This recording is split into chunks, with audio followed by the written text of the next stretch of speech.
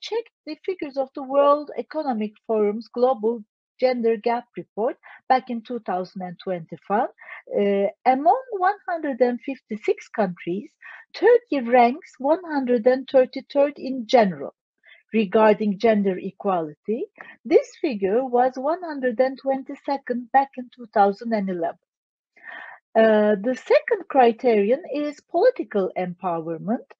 Currently, Turkey ranks 114th behind Kazakhstan and Afghanistan, to my great surprise. This figure was 89th back in 2011. When we look at the economic participation and opportunity, in Turkey, as you mentioned as well, women's economic participation rate is 38%, 38.5%. There is 50% gap with men in Turkey. Among 156 countries, Turkey ranks 114th. And Turkey comes after Bahrain, United Arab Emirates, Gambia, and this figure was 132nd back in 2011. And the final criterion I would refer to is educational attainment.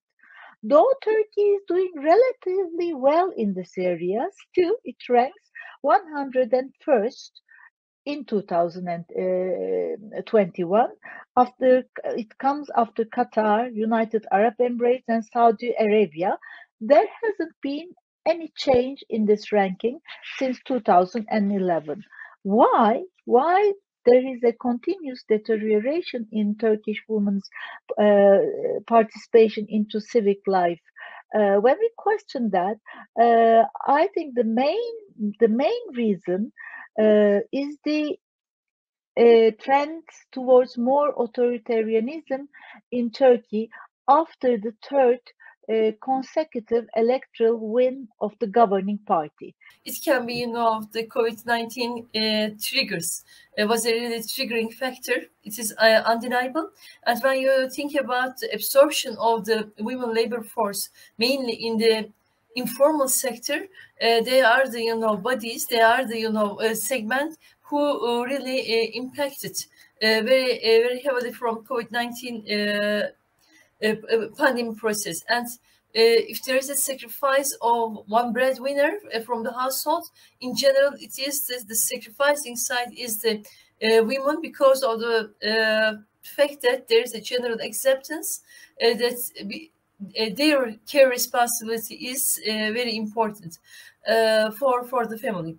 And right now we are on the eve of this post-pandemic process, and as I said, we are very closely working with the cooperatives, women cooperatives.